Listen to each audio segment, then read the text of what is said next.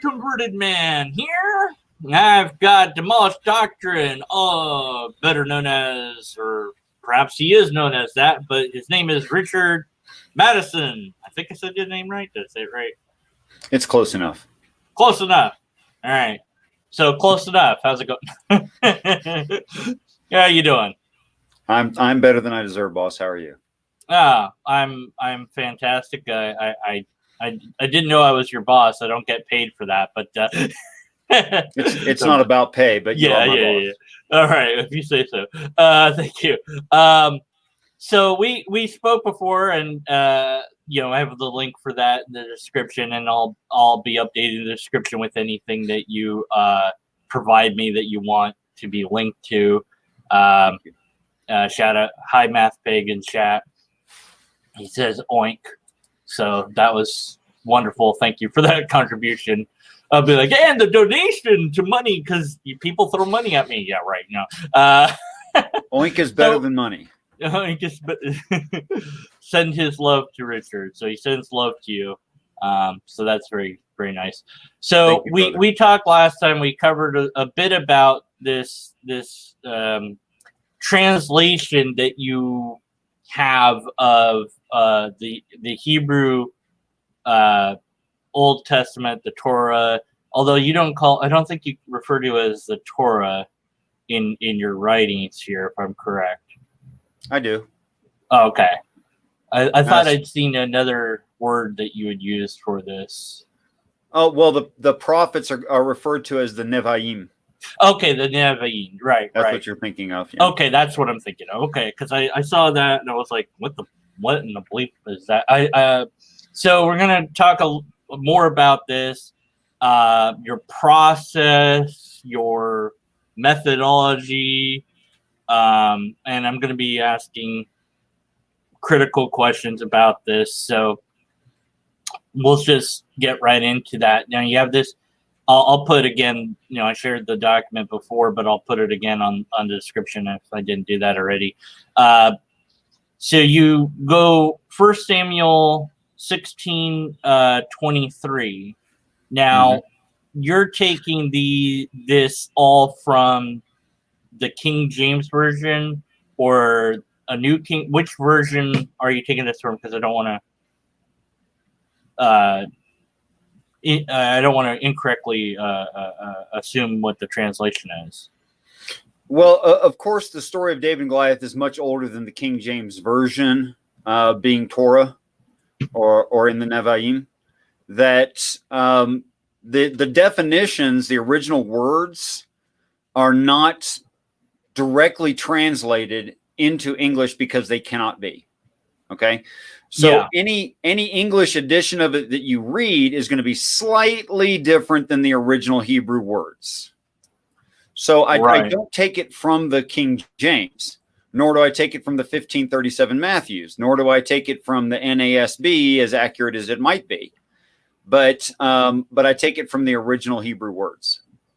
Okay. And so, because I was looking at, 1 Samuel 16:23 on Bible Hub. I don't know how reliable that is as far as providing what the original or what the Hebrew, whatever the oldest Hebrew, whatever the thing is that we have, wherever this document came from originally, which I suppose that's a question maybe you know the answer to is where the oldest or the latest, the oldest parchment of 1 Samuel came from. Where was it located in the history of it? Where did they find the writings and so on? Or do you know? Of course, I wrote that paper originally for Dr. Joshua Bowen, but would let anyone review it, pick it apart as much as they like. Please do. But that does not mean that I think, in fact, I don't think, that this story is only as old as the Torah, as the Old Testament is. It actually appears in several places around the earth in much older religions. And with this reading frame works in all of those religions, of which there are several.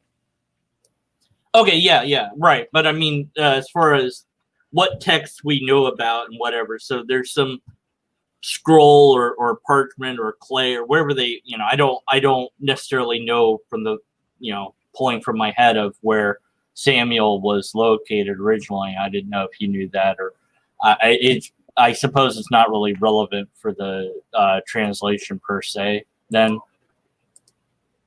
Well, actually, as far as I understand, there are religions that are 10,000+ years older than Judaism. So when the story appears in those older religions, I think that the beginning of the story has very little or nothing to do with the Old Testament. Okay. It's just another edition of the same story. Are we in yet? No. Oops, that wasn't mute. I forgot to mute myself when I yelled at them. Okay, they're in and they're going. I think they're done. Yeah, my brother came home, so I did. Anyways, yeah. So this story's been around. So, but you're using the Hebrew words from a particular. Well, what we have. At any rate, you're using. What's the first one? Wahiya is the first Hebrew word from 1 Samuel 16:23, and Bible Hub at any rate translates that to "and so it was." Putting into Google Translate, I got something close to that. But then the more words I added, the more it changed it. So it seems like the words are,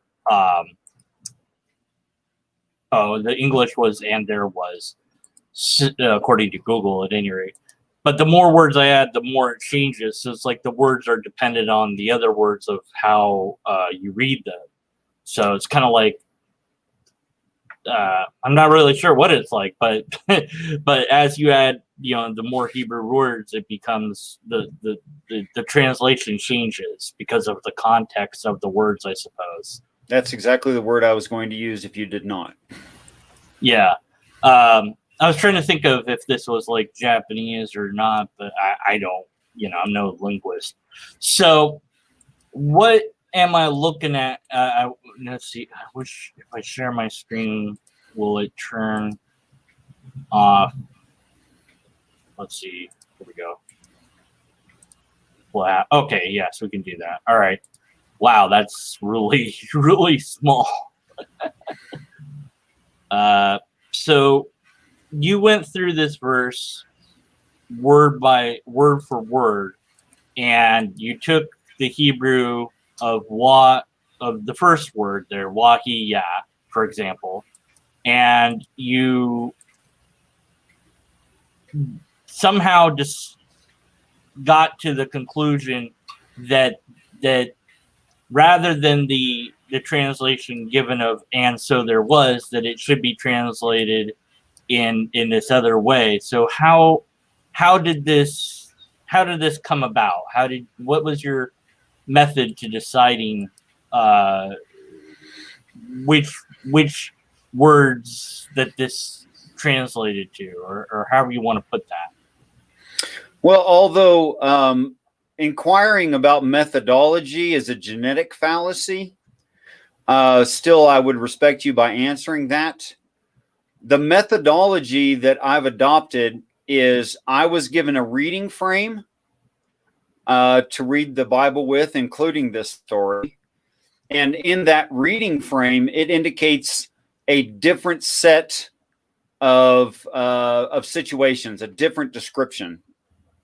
Then I went back and I looked if that description was even possible in the original definitions, and I found that it is. Okay. So we talked last time, and I believe your claim was that this was some sort of divinely revealed information to you. Is that correct? Well, I don't know what divine means. You would have to tell me that. But before you do, Was it revealed to me personally? Technically, they call that personal revelation, and yes, Right. that's what happened. I was not a religious person when this happened. I did not want the Bible to be true when this happened, and in fact, I thought it must certainly be wrong when I first started investigating it. It was investigation of it that made me come to finally accept it. Okay. So what, talk a little bit about that, because I want to get back into the translation, of course, but I want to understand a little bit more about this, because I don't think we covered that before, of how you framed this event. Did you hear words? Did you see something? What happened on the day that this idea came to you, or however you want to word that? Peace and respect to Wild Heart. In the side chat. Okay, so what happened was, as I'm not an academic, but the phrase still works for more like academic reasons. I picked up a Bible believing it must be false. The only story I could remember from my childhood was David and Goliath, so I read it. As I finished reading it and pictured the scene in my head, like a short movie sort of a scene. If you read a descriptive story, your brain will do that. Mm-hmm. And so I had this little movie of the scene with, them clashing swords against shields and trying to get their testicular strength up to go and kill each other and die. And the whole thing went perfectly silent and everyone froze in place. And that's when the dream took over the movie. The movie took over and I was no longer in charge. And it revealed through a sequence this translation. And the translation works, which I find to be shocking. I see. Okay. So, and do you think that was from God, or what's your thoughts on where this came from, or how this, So far, I don't know what you mean by divine, and I don't know what you mean by God. Well, different definitions. I don't know either. I'm trying to find the words that you tell me what the words are that you want to use, because it's well, I believe the word divine properly in context means that which is perfectly moral, beneficial, socially perfect, all of those things for the animal that is a human being, and objectively are perfect, but for that animal, based on the animal, not based on opinion. And to me, the word God, depending on its usage and context, but in the classical sense, the word God would mean a set of ideals that living beings participate in and agree upon. So that is why God is spirit and God is love and God is these kinds of things, none of which are physical things. They're all ideas, and they're generally ideals as well. And living beings can participate in ideals, which is what I see described in the text. That is, I could say I'm a humanist and I appreciate humans and I want humans to have as least suffering and the most prosperity as possible. So if I believe that, and that's a set of ideals, I might do things like bring starving people food. Okay, so that's how the ideal humans have value, act on reality through a living individual, and how I act and interact with people. Okay. So am I right in that you're not necessarily making any hard claim of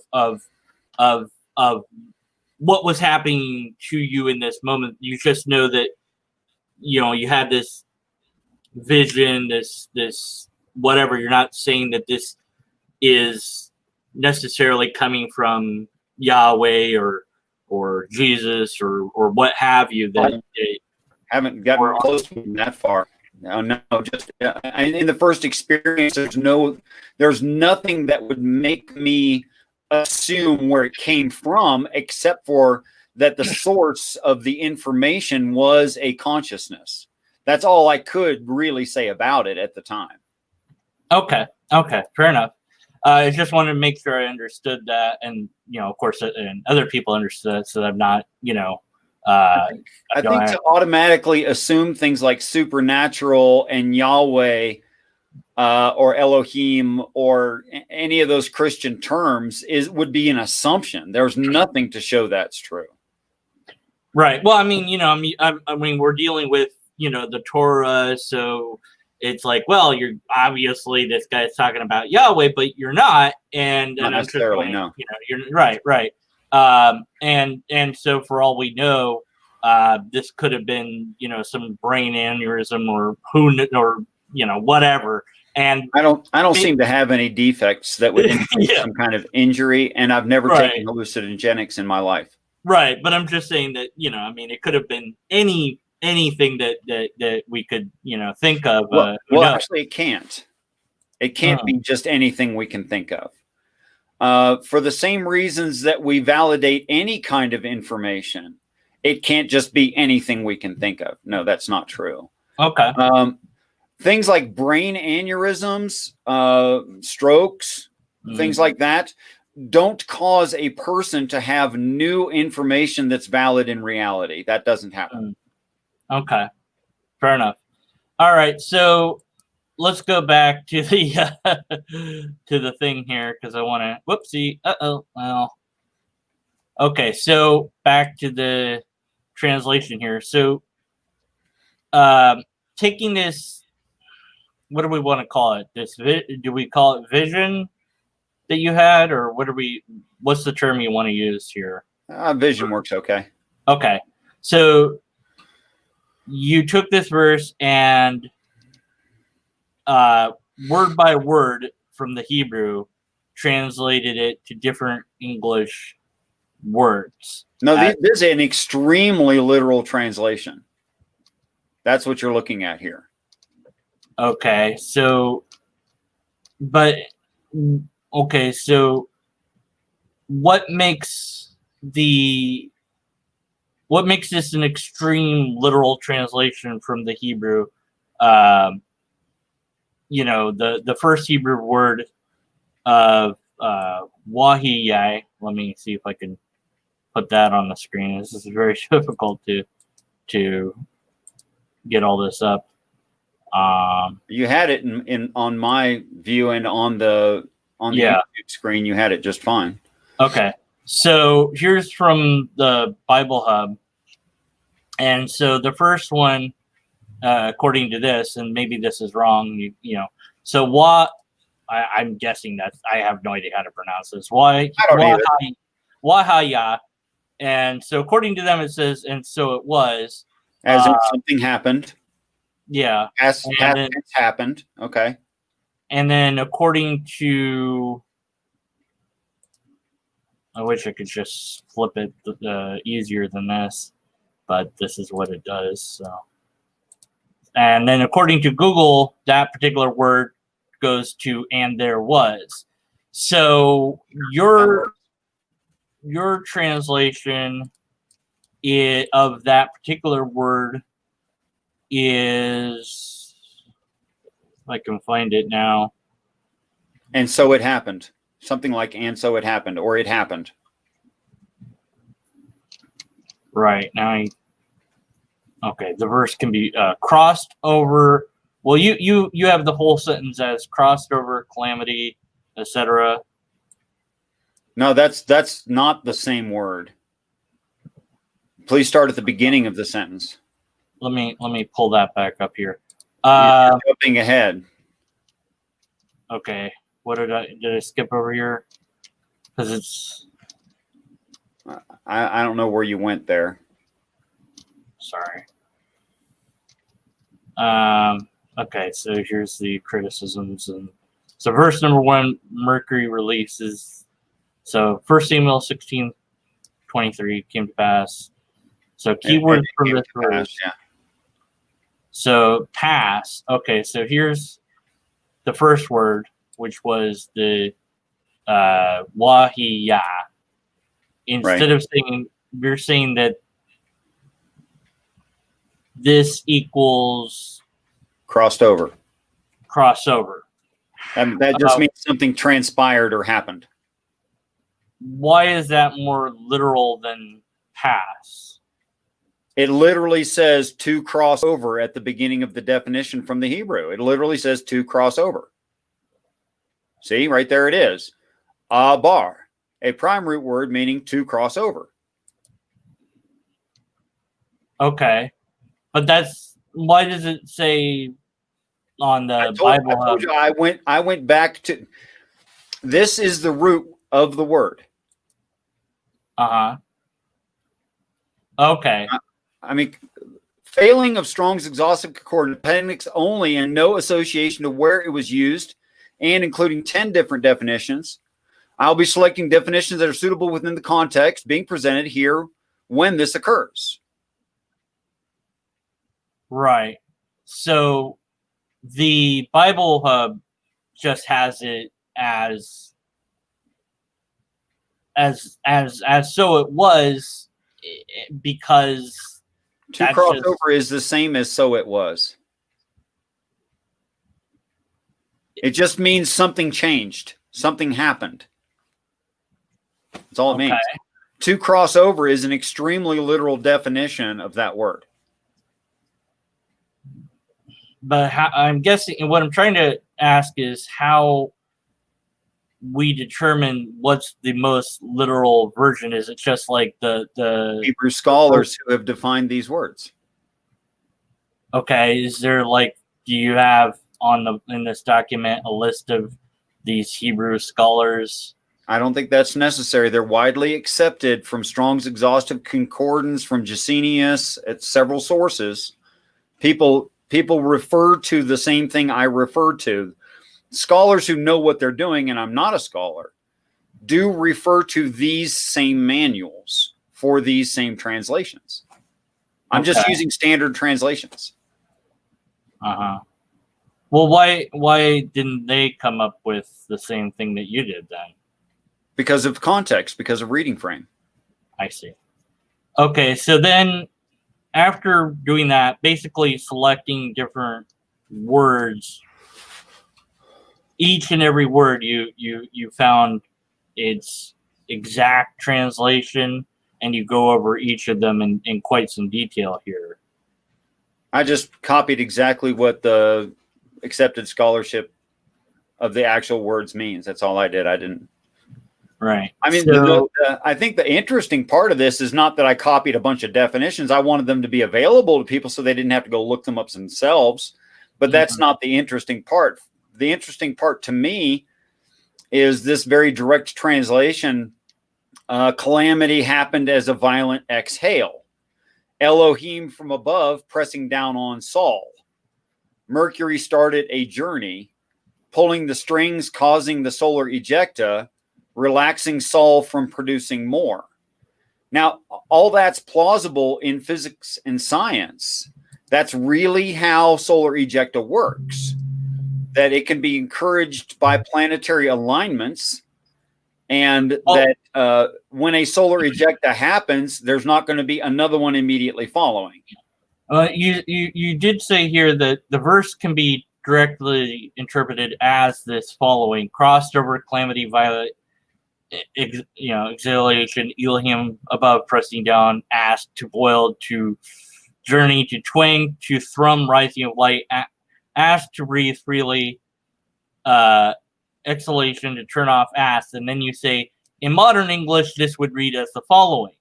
It would read, that's the literal translation. Right. And then in modern English, as identified at the beginning of this document, that's the way that I read it. That's the way that I read it before I looked up one definition. Where's Mercury here, though, in the highlighted? Okay, overall, the word Mercury, meaning the planet Mercury, is indicated throughout the story, and I'm kind of backdating that interpretation in context, not using just the strict definition. The strictest definition of David is Daoud, which means boil. Okay. or in the more modern iteration of the word, the derivation that became a name, it means to boil with love of an uncle, or love like an uncle has, is the most direct translation. Go ahead. So the idea that it's Mercury comes from where then? The whole thing yet have to a series of things. I would name all this the whole series. Right. That in certain wavelengths of light where we took pictures of the planet Mercury, we have a pretty high percentage map of the whole surface. Pretty high. It's not perfect. We're missing a section somehow. But anyway, there are mountain ranges on the southern hemisphere of Mercury, and as it rotates, they come literally in this order: big straight line that goes like 2/3 across the whole southern hemisphere there, and then a U-shaped, like a closed mouth U with a rock in the middle of it. There's an impact crater there called Fram Rupes, if you wanted to look up the impact crater, and then a big lazy J-shaped mountain range, and then two parallel mountain ranges that are the same length and aligned to each other. They're not only parallel, but they're also aligned top and bottom at like a 90-degree angle to each other. And what I'm saying is those are the staff, sling with a stone in it, shepherd's bag, and scrip of David. And that the name David means boil, and that because there's no atmosphere and weathering on the planet Mercury, that Mercury has every impact it ever has, and generally has a boiled, it looks like it's boiling because of all the pock marks. And that also Mercury is very close to Sol, its namesake, Sol, which we mean the sun. And I know that's two different languages. But David is very, very close. And his 7 bigger brothers plus the planet Jupiter and equals 9 planets, etc. I mean, everything lines up in that way. So little David circling around Sol, as this story indicates, is just the planet Mercury going through the constellations or zodiac, which is why he quotes 3 of them in a specific order that indicates counterclockwise, and why he returns home to the first one he mentioned, which is Virgo. And they have to come in that order because of the direction the planet turns. So there's all these reasons that I'm saying Mercury instead of David or Boyle. I see. Well, forgive me for saying so, but this sounds like an awful lot of interpretation that is required to get to the conclusions you've drawn. Yeah, like I would never come up with this. I don't know of anyone who could. Well, you did come up with it, though. No. You. If you don't mind not speaking for me, I didn't come up with this. Well, you wrote this, though. I did take notes and look at definitions and stuff. Yes, you're saying that this came from something that isn't you. However you want to put that, I call it, revelation. However you want to frame it. Yes. I can't prove that. So the only thing I know for sure is that we have our mind for sure, and you're the one that is presenting this information. So that's what I mean, that this came from. I just want to be clear. I don't think you're trying to strawman me. Right. Okay, so here's Mercury in Hebrew. Yeah, word. Yeah. So why not just why go to all this trouble? Just say that. Just say Mercury. Why? Very good point. Are you a Christian or at least a theist believing in Yahweh? No. Okay. How do you have that option? What do you mean? Let's just say, for instance, that God were physically apparent. Mm-hmm. And that heaven were physically apparent, and so were angels. Do you think you would still have the option of saying I'm an atheist or agnostic or whatever? No. Okay. So it would just be a fact and you'd accept the fact. Right. Okay. On top of the problem that we would have in not having free will about it because it was a fact, on top of that problem, it also says within the text, the Bible, several times, that the Bible itself is cryptic in nature, keeping secrets for later. It says that about itself. So it's not guesswork on my part that the Bible is cryptic. It is cryptic. Okay? And it's not guesswork on my part that facts are evident and we have no choice about them. That's also not my opinion. That's just real life. So in order that we have any amount of freedom for the time that man is on the earth, which is the sixth day, then we have to be allowed to not have perfect evidence. We have to be allowed to have opinions. But let's say that, various experts in linguistics, Hebrew, people far smarter than I, were to look at this and say, well, you've convinced us. This is really rock solid. People would still, of course, debate it, but now we have stronger evidence for something. We don't know what, but we have stronger evidence. But we still don't have perfect evidence. So for some reason, the entity, God, whatever you want to call this thing, is hiding from us. Well, So divine hiddenness is no secret and greatly debated in and of itself. Right. I think that this is when it comes to the apologetics and whatnot, that the arguments I've heard defending hiddenness are really insane. Some of them are really insane. I agree. Most apologetic is poor, in my opinion, and logically fallacious. Right. It's like, well, maybe God doesn't reveal itself because if it did, you wouldn't want a relationship with it. It's like, well, I don't know that I want a relationship or not because I don't even know it's there. I can't make a decision when I don't know that the thing is a thing. Right. That's true. So vibes of, say, Da Vinci Code, that there's hidden messages in the Bible and people have done this with. I'm sorry, I'm going to call that a straw man. I don't compare this to Da Vinci Code, etc. at all. Those things take a lot of mental gymnastics and manipulation, and I don't think this is like strict definitional stuff. It's not mental gymnastics. In fact, I think it's harder to derive Judaism and Christianity from the Bible than it is what I'm talking. In fact, much harder.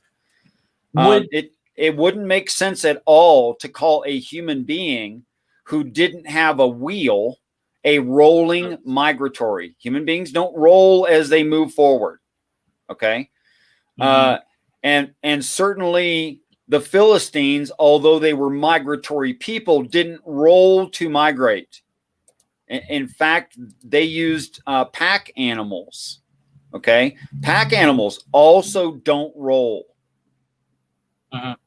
And carts are too slow. They didn't use carts very much. Okay. I want to ask if we were to do the same thing with the rest of this verse, and why stop there? Just do it with the whole thing, the whole Old Testament, New Testament. Of course, with New Testament, we'd have to use not whatever the bleep it's written in. Greek. I want to say Greek, but that's not Koine Greek. Yeah. At any rate, would there be what else would we find if we did that? Things that make sense. In fact, all of it would make sense. I mean, all of it would make sense in reality. For instance, I can back up the following statements. Heaven is a class 4 Kardashev civilization. That's what's being described. No magic, no invisibility, no other planes of existence. Just an intelligent group that are sufficiently advanced to even create a solar system from scratch. That's what's being described. But no magic, just great science. Or I could say something to the effect of the flood of Noah's flood is a provable fact. today, but not in the past, and concerning no water, concerning people. And I can show you that very, very easily. In fact, since you're moving your eyes about so much, I would go ahead and show you that the flood is a fact that you have to agree with, and I'll show you how. Yeah, I mean, yeah, I'm just like trying to process everything you're saying, and it's just like, okay, so if something is inconsistent within itself, then it's probably not what it claims to be, or I have a poor reading frame. Mm-hmm. I mean, Stephen King has kept track of series of books that in total outward count for count the Bible easily. Mm-hmm. And he's just a person, you know, and he can keep track. He's not even a god. Right.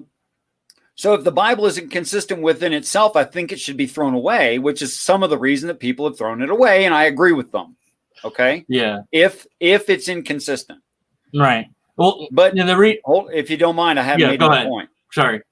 But Jesus says in the book of Revelation, speaking to John the Divine, that the whore, meaning the planet, which sitteth on many waters, him being the one who speaks with the voice of many waters, he says those waters are peoples and multitudes and nations and tongues. That's what the word waters in that context means. It does not mean H2O at all. Now let's go back to the flood, carrying that same context back, and we should, or it's not consistent. So the word waters means great groups of people. Would you say that Christians are at least a pretty good-sized group of people? Yes. Okay. Do Christians elevate the idea of Noah's Ark and the flood, or do they not? I would say most do, yes. Okay, so then the waters elevated the ark is a fact. That the ark was lifted up on the waters is a perfect fact today. If you read it that with that interpretation, any other reading frame is inconsistent, though. You can't have a consistent reading frame outside of that. So, the reason I asked, if we continued with the methodology of taking, the whole Bible and going, okay, well, here's the exact translation of X, Y, and Z, and we would have this description of reality. Although it seems that we would need quite a bit more than just that, because even looking at your first thing of the literal translation according here, that we need to then have the rest of it, because you like you said, you put Mercury after you finished translating it, or after you finish translating it all into no, as I said, I understood the translation before I looked up a singular word. That is, it exactly didn't happen as you just said. Okay. Yeah. So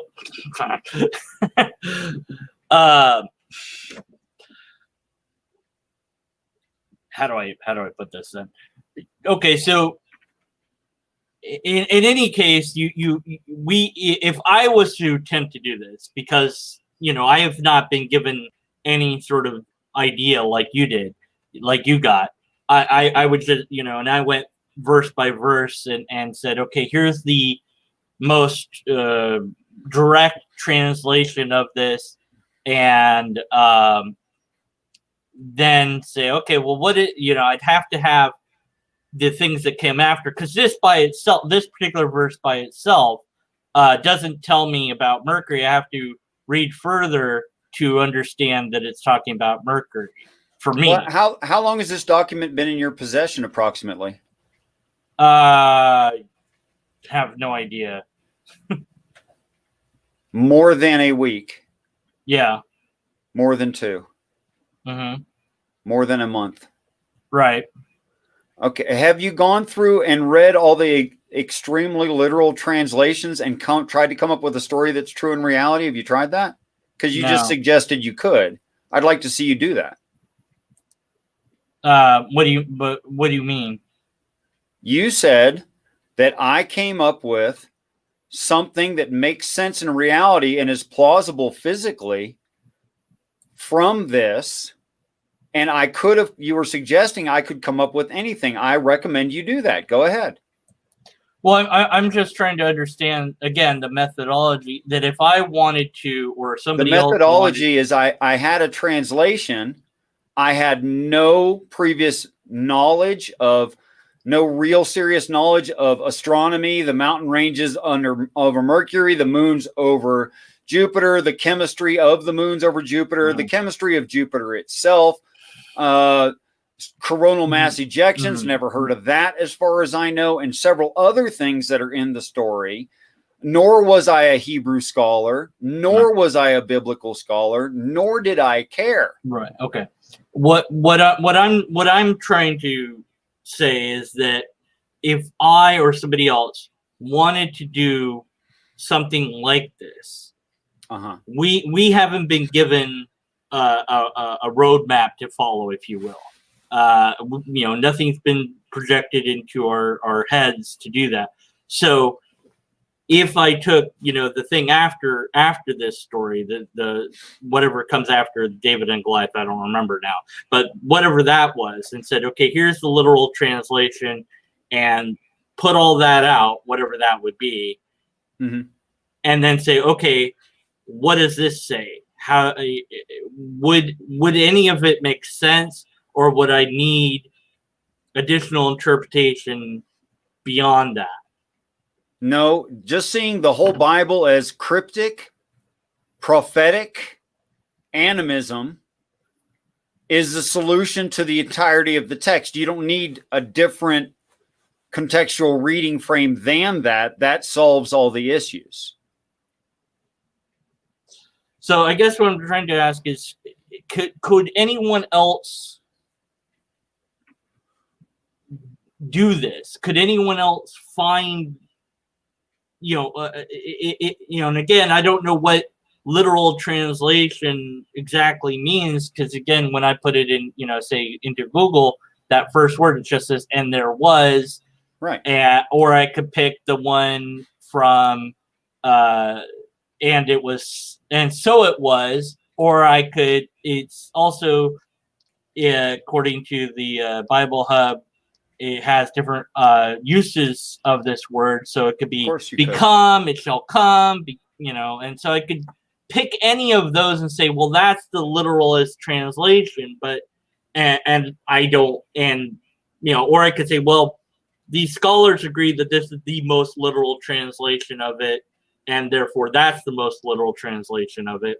And then whatever that is, at the end of the day, whatever that looks like, then has to be additionally, something more has to be put onto that to get to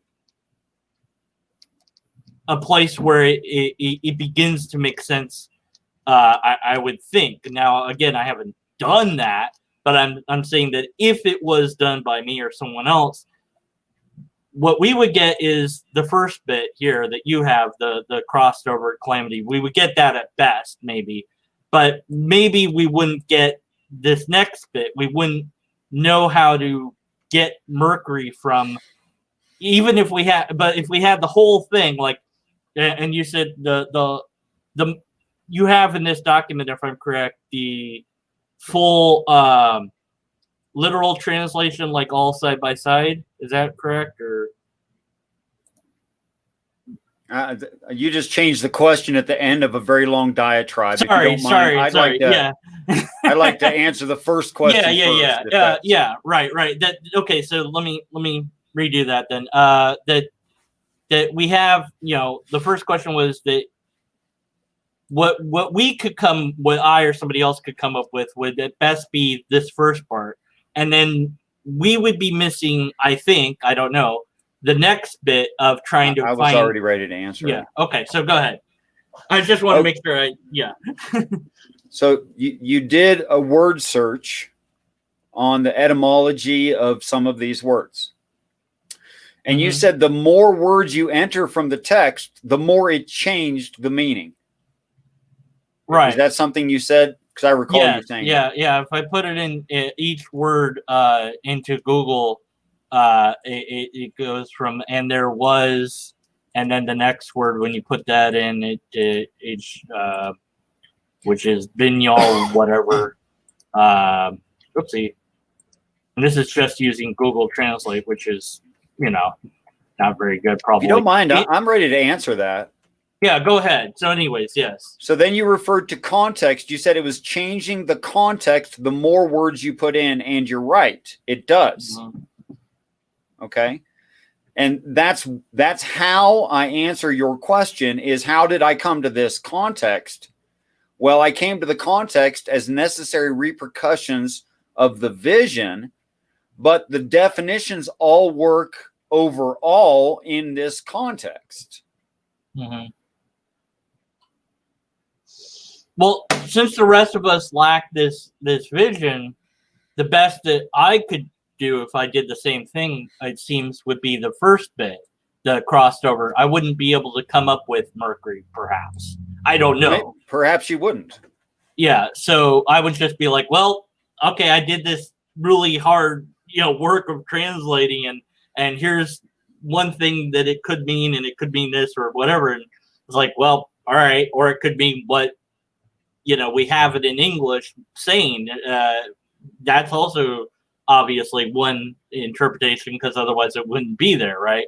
So which one's right? I guess they're all right, or are only some of them right, or how do we? Again, I'm going to answer that with a singular word: context. Mm-hmm. Okay. If a book does not have a continuous context, and it should, and it claims to, then either A, it's full of crap about itself, throw it away, or B, you're reading it wrong. Okay. So one of those two, there is no third option I'm aware of. Right. Now, so the reason we don't you haven't done other things from the Bible is you haven't. That is not true.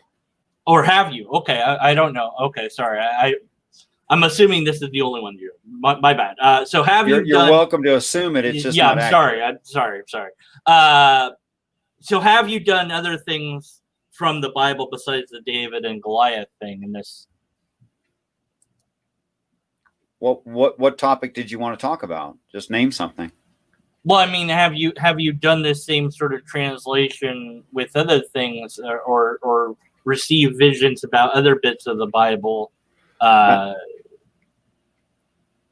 received an understanding of context reading frame.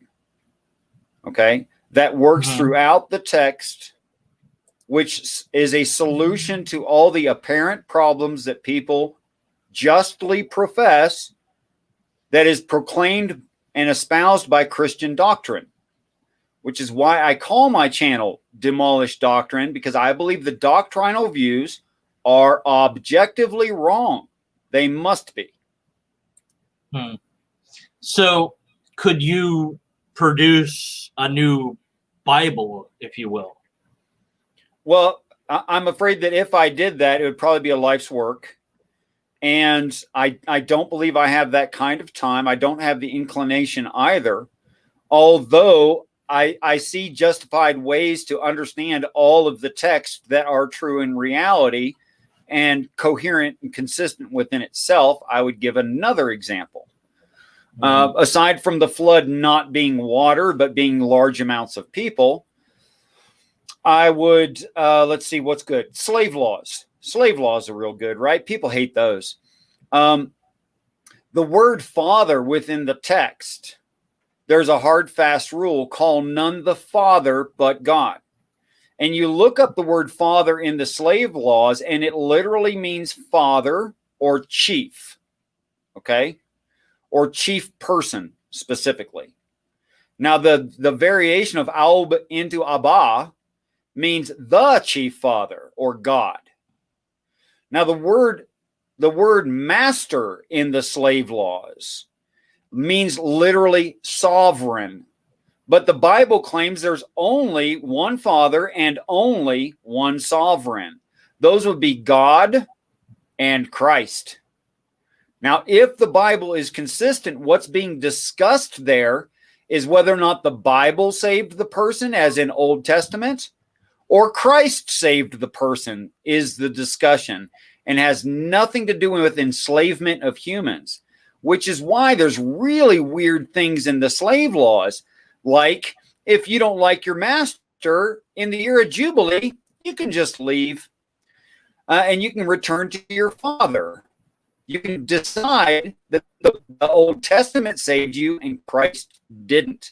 Now, that makes sense in reality. That's a real decision that would have to be made by a believer.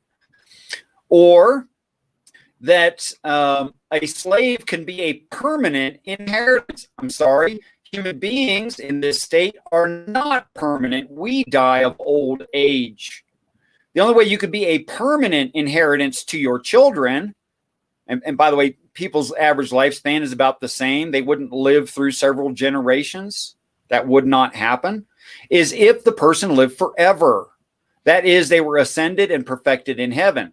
Then they could be a permanent inheritance, and rightfully should be, if that person saved them.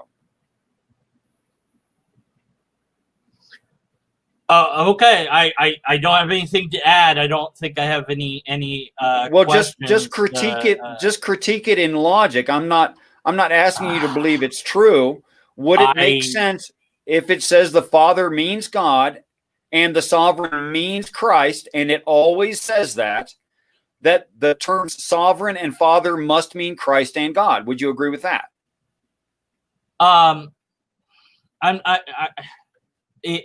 Well, there's a lot, because you can make sense of a text. That is to say that even the worst of translations of this, you can make the story make sense if you work hard enough at it.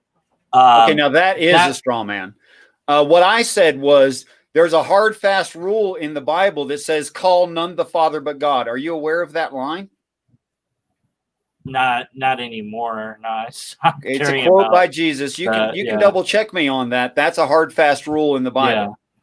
Yeah. Okay, but and there's another hard, fast rule that says Christ is the sovereign. That's a hard, fast rule in the Bible. Right. Yeah. The text itself can say whatever it says. Sure. I don't think it's anything more than the creation of humans for other humans. It's all something that people came up with, stories that were told throughout time. I can understand that view. And thus I'm a skeptic. I mean, and that's for every holy text or everything that whatever that's out there is. I'm not arguing for its validity. I'm asking you for logical consistency. Right. That I would have to dig deep to make the Bible be logically consistent, and the way it's written. Specifically, what I asked you, was that or was that not logically consistent? Oh, if your interpretation, yes, your interpretation that you framed would be consistent, absolutely. That's all I claim. I have, right, and I have no reason to grant that than I do any other thing. Let's see, I'm just gonna end there because I could go on and on, but I don't feel that I'm expert in. I want a linguist to deal with this because I'm out of my element. I wrote it for a linguist who said, if you have an interesting idea, write a paper. Then I sent it to that linguist, and that linguist read the first line and told me that my process was not what I claim my process is, and is making it match whatever I want, and did not read the rest. In other words, and then that linguist gave you an excuse to do the same. Now, all of that is not true. That is not what happened. Okay? And I don't think this can be easily dismissed by me or anyone else if they're willing to actually look at it, which tells me, like the example of Father and Sovereign, that if someone says it's logically inconsistent, they're not reading it. And if they say it's not consistent throughout the text, they're not reading it. And if the eventuality is, it's also consistent with reality. That is correspondence theory of truth. Okay. Now, a person is welcome to ignore all that. But if a person is ignoring things that are falsifiable in reality, then they're in denial. And that's the simple fact of it. Okay, so I'm just going to turn it over to questions in chat, and let that be that. We had let's see, two guests coming on. No, I'm only going to read chat. I'm not going to have people come in.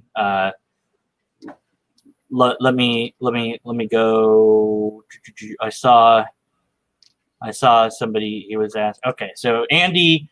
The flood being large amounts of people. What is he talking about? Question mark, exclamation one.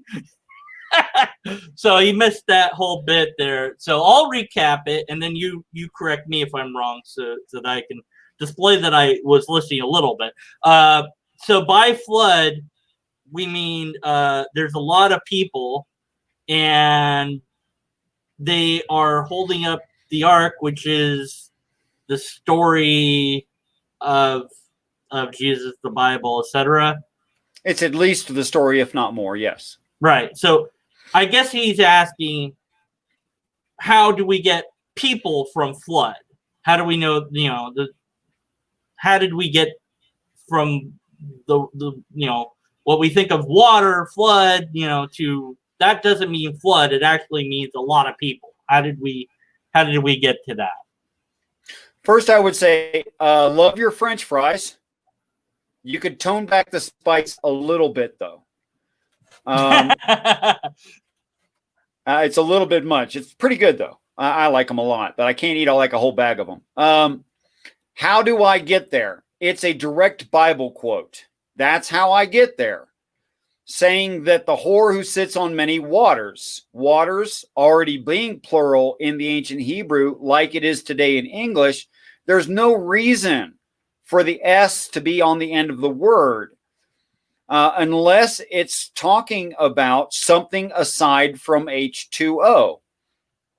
So this context works continuously and dismisses a lot of Christian ideas about supernaturalism and magic.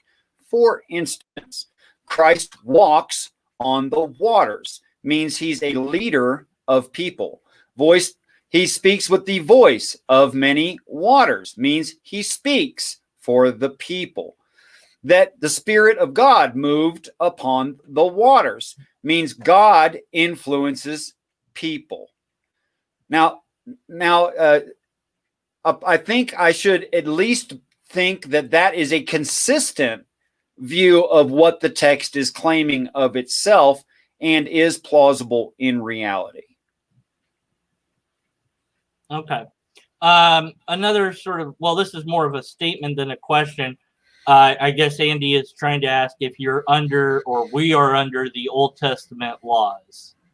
In the reading frame that I've adopted, the Old Testament laws, not carried out by any person, is strictly for the second half of end times as a set of guidelines for the army of 144,000, that is to say the first fruits or army of God, who will learn a new song and have their right hand strengthened. Okay. I'm not trying to follow laws that are for some soldier who I'm not. Yeah. I don't. I mean, was it 613? Am I right? I believe you're correct. Yeah.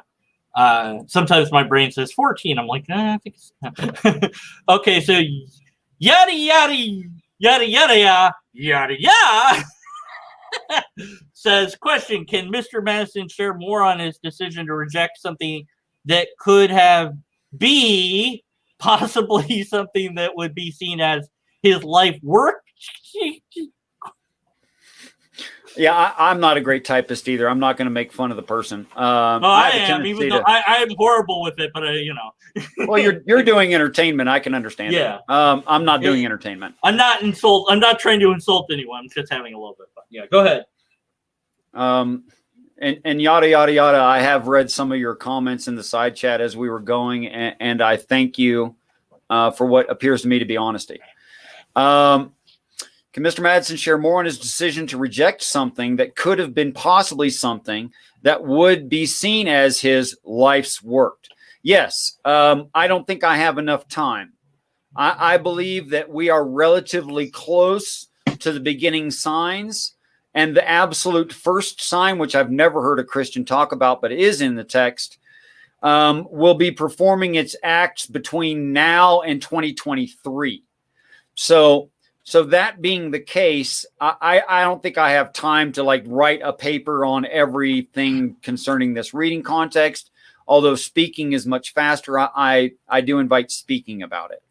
Yeah, well, I think it'd be certainly interesting as you know, a project would go, and it could even be a book and then if it happens to be that we hit the end times or you expire, at least it's, you know, begun. But I mean, it's your life to do with as you desire. If it's not something that, you know, or maybe you just make, you know, do what you've been doing where you explain it verbally in videos and whatnot, and that's another way to share the ideas you have.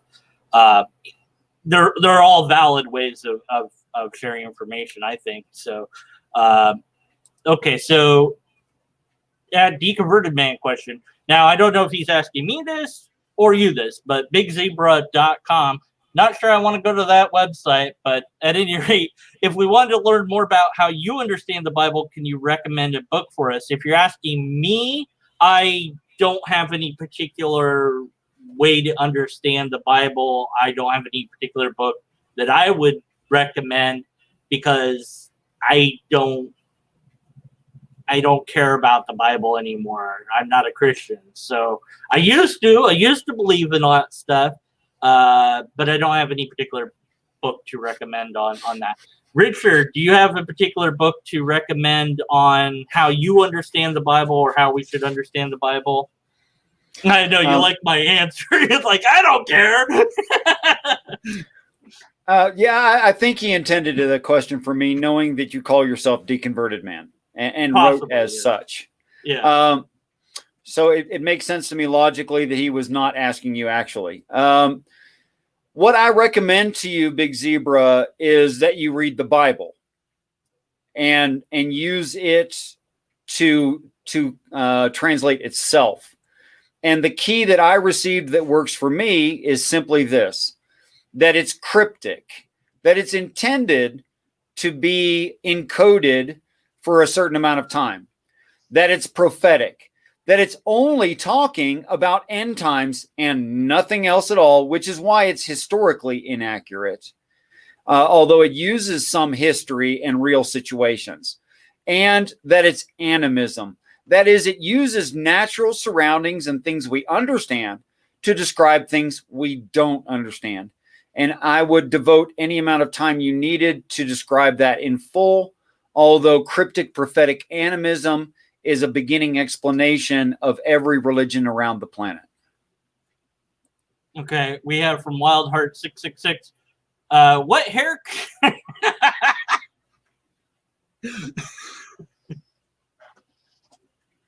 I'll go ahead and answer to that. Wildheart, we've had a jovial relationship for more than a year now, but I use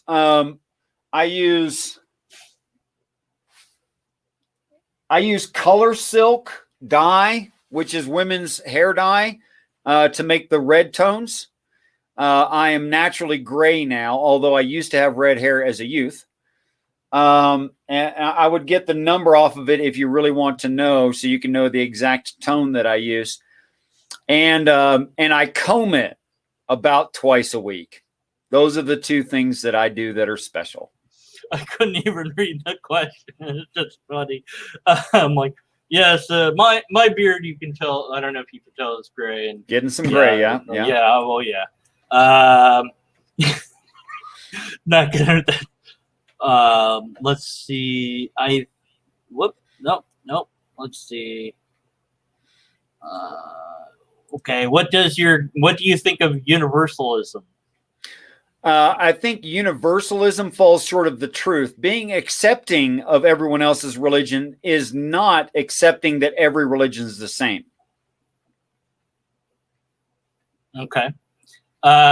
Yin Yang Mountain, a good friend of mine, I think has a challenge for you of a debate of some nature. Now, I can set that up if you guys want at some later time. I will. I'll already agree to anything he says anytime. Okay. On whatever topic, as long as it has to do with religion, any topic. Right. We did a video quite some time ago. He's a captain of he flies planes, and so we went over this flat earther. He said this like sentence about how airlines work, and he spent the better part of the hour. Every single thing, like almost every word the guy said, was wrong in every possible way that it could be wrong. And if it wasn't wrong, it was made up. And it was just like it brought to mind that I don't know, expression or idea, whatever, that it's really easy to tell a lie. It's difficult to explain the truth. That a lie is like one thing, like I'm a lobster. That was easy. Now explain why I'm not a lobster. Well, that's going to take, some time to do, it's true. So true. I appreciate the length of the document you have, because it gives us a lot to work with. And I'm going to have to pass it on to Yin Yang and let him have it and see where that goes. Let's see. I don't know if that's, I don't know. That's a question. These are more statements. I'm looking for questions here. I apologize. Whoa. Okay. And yes, she wants the number of the product. If you give it to me in email, I'll put it in the description so anyone can imitate the fine colors. He's going to go get it now. Okay, so specifically, it's let me see if I can get a good angle of light here. See, now that's the actual hair color I had as a child. So it's a Revlon color silk, okay, and it's color number 45.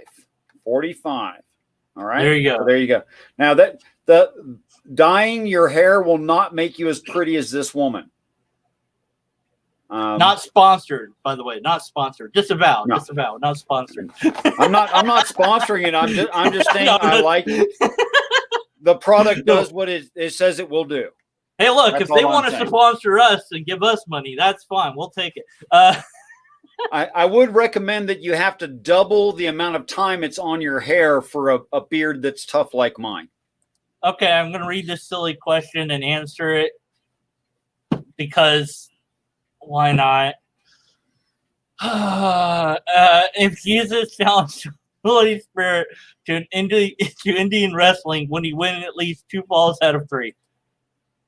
Lobsters exist. That's my answer to everything. And on the 18th this month, I haven't announced this before, I will be the answer to life, the universe, and everything on this 18th. So I'm really looking forward to that. Yes, congratulations. I will be that. Happy birthday. Yes, I will know everything at that age, and I plan to make a video, and it will just explain all the things. It's going to be the stupidest video I ever made. So here's a question. What do you mean by close regarding the end times? The first prophecy is a comet that has to be in a certain direction and on a certain azimuth and at a certain location in space by the way that we view space, specifically taking into account for our movement along our orbit in its path. So specific times 4 in astronomical terms. That comet is already on its way, is visible and verified to telescopes. It's called Comet C 2017 K2 PANSTARRS, PANSTARRS. Now, C 2017 K2 PANSTARRS will be coming from almost directly north. They have three-dimensional models, so you can look at this. And it's within its deflection or acceptable variance that it will be in our visual, normal visual acuity, able to be seen with the naked human eye for months, maybe as much as 8 or more months, definitely more than 4 months, as it comes close to piercing our solar system, not missing the Earth by much. It's a record breaker in that it has a larger coma or tail than any in the history of any comet that we have ever seen. And right now, though it's further away than Jupiter and coming straight toward us, so it has a spherical looking tail to us because it's coming almost directly at the sun. Its coma across is about, a little bit bigger than Jupiter in appearance, though it's further away. Wow. I mean, that certainly would be spectacular to see something like that in the night sky. Whether or not it hails the end times, it would still be cool to see. It's going to be amazing for months. Yeah, really. Yeah. So look forward to that. And we don't know. I mean, I'm guessing we don't know when that would occur. No, we know exactly when that will occur. Oh, okay. When?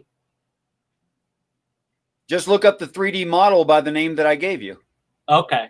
All right. It's all on there. It's, what was the question again? What question again? No, you can't ask that. We can't answer that question. What question are you talking about? This is an infinite loop. Let me go through all the questions that have been asked so far. No. The first question was no. Okay, we gotta cut out. No.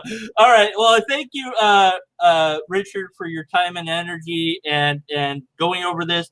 I'm not the expert to really tackle this. I hope I did relatively well. I hopefully provided some interesting things for people to think about. The document will be linked in the description. Anything and everything that Richard wants me to link will be there. Plus, I might put some stuff like, he didn't say Jupiter, like I did last time. I was like, oh, he didn't say Jupiter. And I was like really like angry, like, I just didn't say Jupiter. He's wrong. Or something, jaded and skeptical that I put in later. But I'll make sure Richard said the following, and here's my little gripe up here, whatever that is. But I do thank you for this. And you're go check out Richard's channel, subscribe to him. Do you have anything that you want to promote, throw out there? How do people throw money at you, etc.? Anything like that? I have not developed a way that people can donate to my channel yet. I've been doing it out of my own funds, which to this point I think is justifiable. If enough people were interested in that sort of thing, I would create something at their request. No one has requested any such thing, so I haven't created it. As to me and what I'm trying to say about these things, I think that a view of a work should be consistent throughout the work, and if it's not a work of fiction, should also be consistent with reality. I've adopted something that does those things of the ancient spiritual texts, including the Bible, but not exclusive to the Bible. And because those things comport with reality is why I've accepted they were true. Not because I'm a biased person who wants to believe in fairy tales. I'm not a biased person I want to dismiss fairy tales. In fact, that is what I'm trying to do. Okay, well, thank you again, Richard. Thanks to everybody that was in chat. If after this is done in an actual video on YouTube, I'm going to say the thing that you're all going to ignore, which is to post a comment on the video itself, because your chat doesn't matter to YouTube. It matters to me, but YouTube doesn't care. And if you put like, hi, I was here, like, or whatever, it doesn't have to be anything. You can say, blah, blah, blah, it doesn't matter. Just put words and it will help me. Maybe I'm losing subs. I don't know what's going on. I need your help. Do it. But none of you will do it. It doesn't matter. Okay, I'm done. All right. Thanks for watching. And may logic and Rita, I can't even words anymore. Here's an octopus. I got nothing else. May logic and Rita read it. I can't say it. May logic and reason influence your life, or something like that. Yeah, that's it. There you go. Good Good. I'm done. Lobsters exist. Thank you.